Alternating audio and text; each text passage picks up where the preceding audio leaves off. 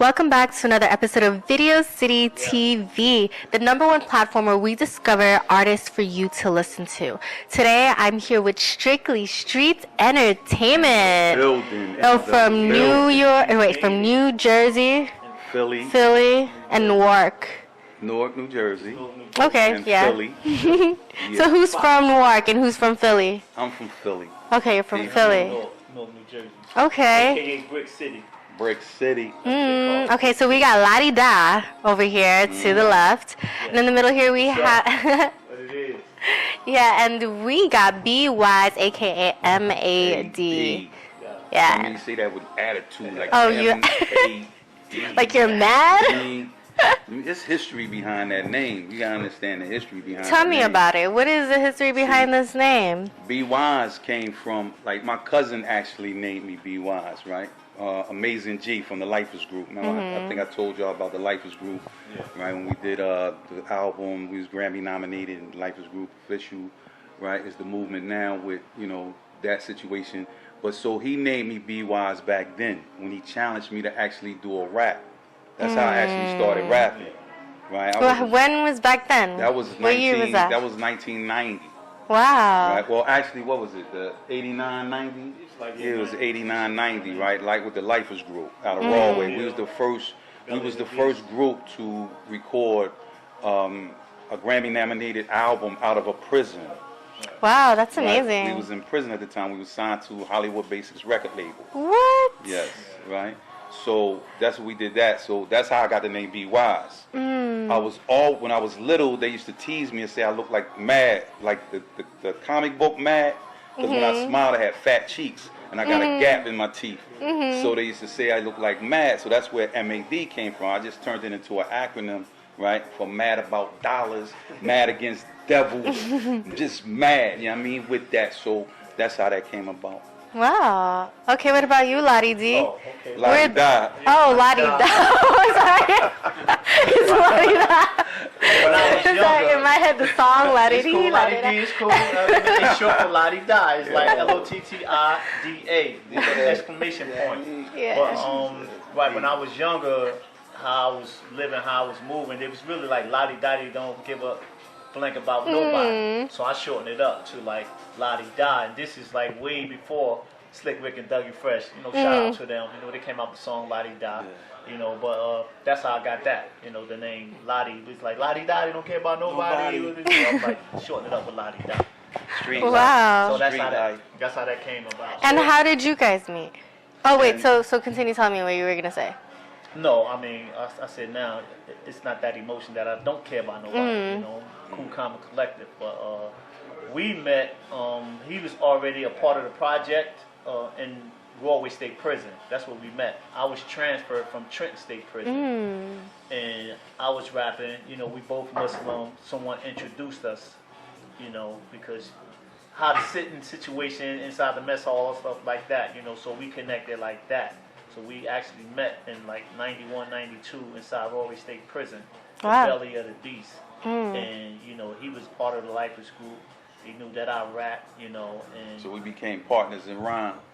Yeah. Wow. Exactly. So that's how did that go? You both were just like, oh, let's spit a bar to each other and see what's up and see how we both flow. Kinda. Yeah. It was like that. I mean, because like Broadway State Prison, I always call it a Hollywood prison because, like, mind you, Denzel Washington came through there. What's the guy? Larry Fishburne. Larry Fishburne, the guy that did Ocean's 11. They came through there. Spike Lee. So it was always something going on in Broadway State Prison. So and then it was like banquets, like constantly, Family Day constantly. So it was an avenue, you know, to perform. Always performing. You know, we could finish up some of that. We met Tito Fuentes in there, Sheila E. Right, in Broadway State Prison, right? That day, everybody was Latino. You know what I mean? That day. So, I mean, that was Broadway, though. That's how they did it. That's how we got down. Shout outs to, you know what I mean, the Lifers Group and all that was involved. You know what I mean? My cousin Amazing G, Chuck X, you know what I mean? Shout out to these people. Merciful, you know what I mean? Shout outs to them. They doing their thing. They still doing their thing, Lifers Group official. But we just moved on with the Strictly Streets because our message is the same but different. But different. We in our own. How is it the same but different now? Because we're coming from actual experiences. actual experiences, things that we experienced, things that we actually did. Like this, we're not faking moves. You know what I mean? We ain't trying to pretend. You know that the streets love you, right? That's why we just did the streets, where he actually did the hook, singing on his R&B, on his R&B. He wasn't too confident at the time. You know, he wasn't too confident. Like, oh, man, put something. So I'm like, I got it. I'm gonna hold this note right here. I've been practicing in the shower for a minute. I got it. Yeah. So they will see, because that's gonna be a premiere. Yeah, you guys are about to see the streets later on after this interview. So were you always Strictly Streets, or is this like a name you came with after? No, when I came home in '94 from Broadway, and when I came home from '94, I started Strictly Streets. Okay. Right. So, but then I got caught up and ended up back in the feds. Right. So when I ended up in the feds, when I came home out the feds, and then Lottie came home, right? Then we rebirthed Strictly Streets. Because it was Strictly Streets Records. Right. At first, but during that duration, you know, you have to pay like for the LLC stuff like that. So you didn't want to pay that back money, that back fee. So we just flipped it from Strictly Street Records to Strictly Streets Entertainment. Yeah. Wow. So that's how we stand right now. Okay, so where did that name come from? Like, because we from the streets, born and bred in the trenches. You know, I did watch that music video, Ex Gangsta, Okay, the one that you guys sent over that we were gonna premiere, but instead we're separate the weak from the opposite. You had to take that from Biggie. Shout outs to Biggie. Yeah. You know what I mean? When I speak, I mean that was shot in Philadelphia and Newark. Yeah. Where did you guys pick out certain like memorable spaces in that area, or wherever it just felt like? I mean, I'm from all over Philly, so it don't matter. You know what I mean? Like, I'm from specifically Uptown, right? West Oak Lane, Philly.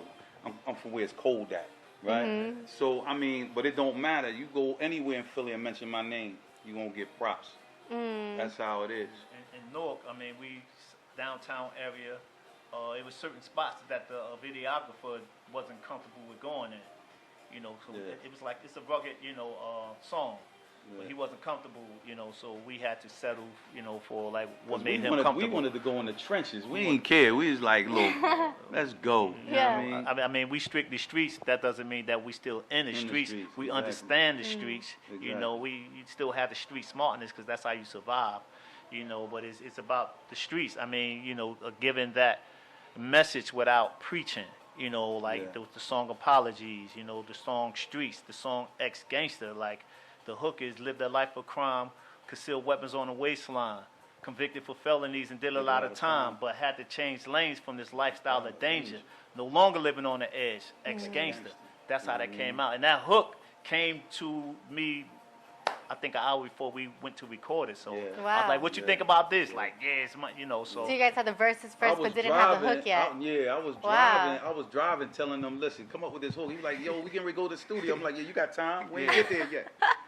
We ain't get there yet. So I was like, you got time to do the hook before we get there, and we was like almost at the studio. So he came up with that while he was driving to the studio. You know what I mean, in the car. So I mean, that's how that's how it happens sometimes. I've done that too in the studio. Yeah. Especially when you coming from a real place. Right. When you coming from a real place, it's not hard. Just like the song "The Streets." We talking about the streets. See, because this the youth. You know what I mean? They think that the streets love them because you might be getting a little bit of money out in the streets or whatever. You doing your thing, right? These little crime movements or whatever. But the thing about this here, about the streets, is that they don't stay to watch the end of the movie.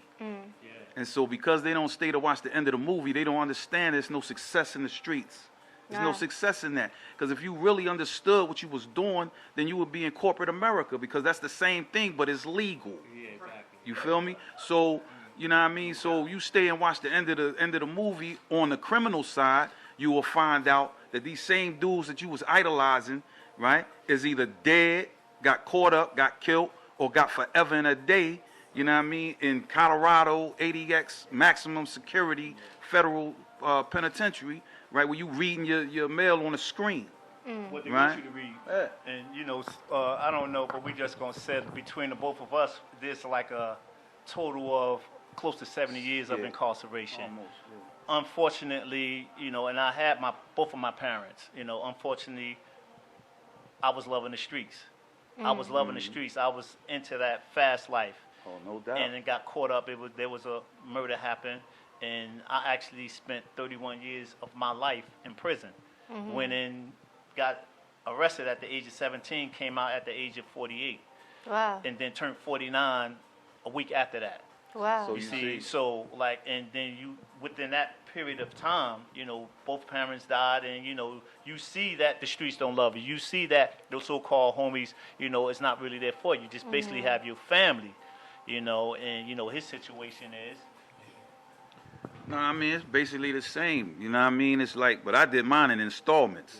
You know what I mean? I did, 3 years here, 3.5 years here, 10.5 years there, 17.5 years in the feds. You know what I'm saying? So it was installments, but it's still time taken out of your life that you can't get back, right? But, Allah is the all-knower of all things. You know what I'm saying? He knows what's best for you, what you need and what you don't need, and he's the provider for all things. So, I mean, things happen for a reason. Yeah. Right? It happened for a reason. Fortunate to survive that. Fortunate to survive that But period look of how time. it made you guys It now. only took 30 years, Right. right? But like, you know what it feels like? I'm sitting here and I'm listening to y'all, and I'm like, wow, like I feel like I see you guys like going to colleges or high schools, performing and Thank also, you. Sharing your story Right. because it's very powerful. No doubt. And I had a question in my head, but you guys basically answered it. But I was gonna ask you, what was that pivotal moment where you realized you didn't want to be an ex-gangster anymore, or didn't want to be You mean in the you didn't wanna streets be a anymore? gangster no Or more. I You mean, still wanna be a gangster. sorry. Ex-gangster, Yeah, you know what I mean. Yeah, I mean, But- right, because like Yeah. during that period of time when you see people come and go, and then it's like the younger generation come in, and next door in that cell, they start like whining and all that. Like somebody told you about this, didn't they? Didn't they teach you, tell you about that? Yeah. You can't cry no. You can't look. It's over with. You got to do that time. So, and not only that, not everybody get it. Everybody in prison don't get it. Because I went in, close to functionally literate. I walked out of there with college education. I mean, it was provided. I got it. Yeah. And I didn't want to live that stereotypical lifestyle as a prisoner. I was fortunate to have older guys in prison that gave me the blueprint to survive. That's what I always said. Wow, that's I'm a beautiful. published writer. Yeah. So it's like, I mean, besides music, I published a book called From Hoodlum to Manhood. Wow. To share my story to the at-risk youth. Check that out. Where can we find that real quick? Hoodlum to I had Manhood. I had to pull it. I had to pull it because like the publication people I was dealing with, they trying to rob me, but you can't find it. But I have to republish it. But We want to read that. We want to hear your story. I mean, I just said that to say that through that period of time, you see how when you're in the streets, you don't think about who are affected. If you had kids, if you have your loved ones, you Exactly. bring them back and forth to prison. They got to go through that stuff, and you call me, I need money and stuff like that. But when you mature inside of prison, and then you understand like your loved ones. I saw my mother get old. My mother passed 11 months before I came home. You see how it affects your family. Yeah. So that has to be your wake-up call. Yeah. So certain things. Yeah. So I mean, like Ex-Gangster, the album is out already on all major platforms, right? So check that So out. he mentioned a song on there called "Apologies" that we wrote, right? We did called "Apologies," and that was his verse was talking to his mother. Wow. You know what I'm saying? Because he didn't get a chance to apologize to her before she passed, right? And a lot of times and like he said, a lot of times we don't think about, the people who we hurt, in the process of, because you got to be selfish to be in the streets. You have to be selfish, because if you're not selfish, you're gonna get caught up. But see, I was your epitome hardhead. Like I signed on the dotted line. Like I knew what it was. I knew what it was. I did the 3.5 years in the state. I did another 10.5 years in the state, right? With the same mentality. My mentality didn't change at all. I grew up around gangsters all my life. Family members, everybody. That's all I had around me. That's all I knew. I did 17.5 years in the feds. Had I didn't wake up, that light bulb ain't come on, right? Until 10 years in the feds. Wow. 10 years. So had I came home 9 years, 350, for what is it, 55 days, Wow. right? Before the 10-year mark, I'd have came home with the same mentality that I went in with, and probably wouldn't even met me right now. Because I probably would have been, my life was like the Heat. It was like the movie Heat. Yeah, wow. That was my life. Whenever you guys had those like down moments, what did you tell yourself to pick yourself back up? What do you mean down moments? Like whenever you had dark moments, like, cause you know. Like feeling down and depressed and all that? I don't get those. Oh. See, like with me, I don't get those. because I was sentenced to life, I had to do a mandatory 30 years. And Wow. I was fighting it on appeals. But fortunately, I made parole my first eligibility. But even with the appeals, I never, because I accepted that it was a psychological war. I mean, because anybody in prison, everybody bleeds. I wasn't afraid of nobody, you know, taking my manhood and stuff like that, because everybody bleeds. It's a psychological war you have to survive. A lot of people who killed themselves Yeah. Wow. ended up on controlled medication, lost themselves that way. Yeah. But so I it's just, deep. but I never ever, the thought of me not getting out of prison never entered my mind. I never even thought about escaping. I just had to do it day for day. Today, I don't even wear, to this day, I don't even wear a watch. I have 3 watches. Because while I'm watching, looking at the clock for in prison, or I don't even look at the calendar. Why? I mean, because this is the only time I looked at the calendar when I got my date, it was a 45-day period, stressed and I you was out. looking at that calendar 3-4 times a day, like, bro, it's still Wednesday, you know? But you see, in other words, you have to do it day for day, day for day. You have them depressing moments, but I was fortunate to have my family. I had, you know, brothers in prison. We help each other. We hold each other up inside that prison, and that's how you get through. Wow. See, I never did the depressing thing. I never did that. Because like I said, I signed on the dotted line. I knew what it was, right? I accepted that, right? I didn't expect to live this long, right? And I accepted that. You understand what I'm saying? Like I said, any of y'all ever seen the movie Heat? I did not. You ever seen the movie? Well, then you know what I'm talking about. That was my life, right? Literally, right? So I didn't expect to live this long. This is a blessing that I'm here, right? That I'm here talking to y'all, right? Shout outs to Yeah, we're very Video grateful. City, We are so right? grateful. We got Yeah. Strictly Right. Streets Entertainment here. So, Oh my gosh. Yeah.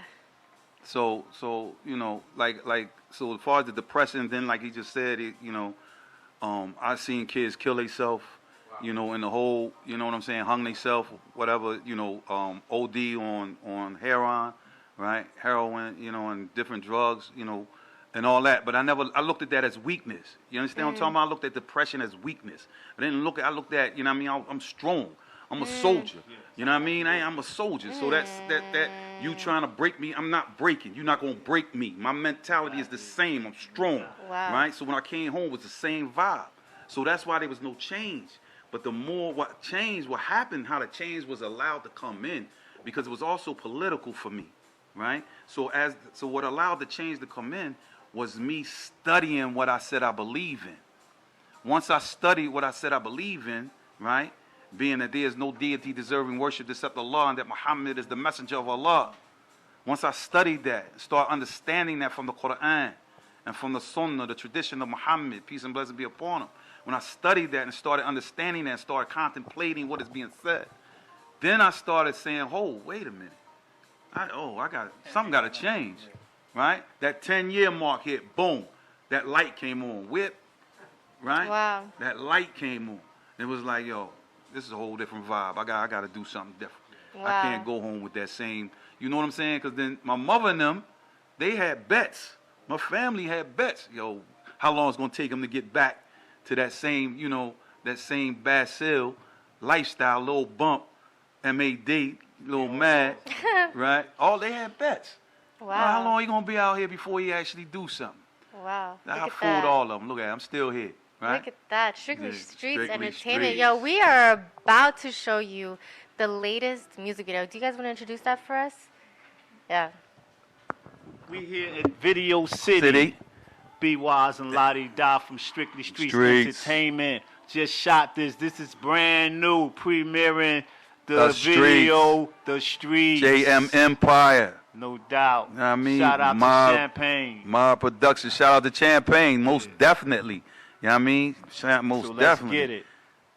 Recognized magazine. If you ain't got that, you need to get it. I'm telling you, it's fire. The album Ex Gangster. The album The Ghost. album. Ghost is on its way. Ghost.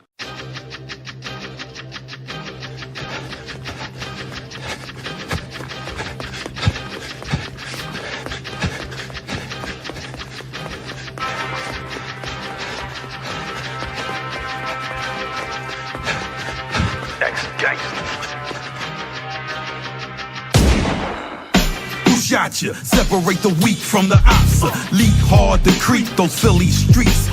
Shout out to Biggie, reminiscing when I speak. Authentic, cause if I said it, then I meant it. And if I meant it, then I said it. Then you know that drama follows like a pandemic. I'm no stranger to danger, cause if you see me, then you know I'm coming for you like a park ranger. I gotta have it, I'm addicted like a habit. Benzos, I'm like a black rose plucked by a black crow. So when you snatch that bag, I top it off with a black bow. Because I'm thorough in any scenario, holding my own in any barrel. Get a Philly nigga, you know this hood shit is real ghetto. An XG, see that used to be me, but now I see better. Don't try to play me or you'll end up with a wet sweater. One. Live a life of crime, conceal weapons on a waistline. Convicted for felonies and did a lot of time, but had to change lane from the lifestyle of danger. No longer living on the edge. Ex-gangsters live a life of crime, conceal weapons on a waistline. Convicted for felonies and did a lot of time, but had to change lane from the lifestyle of danger. No longer living on the edge.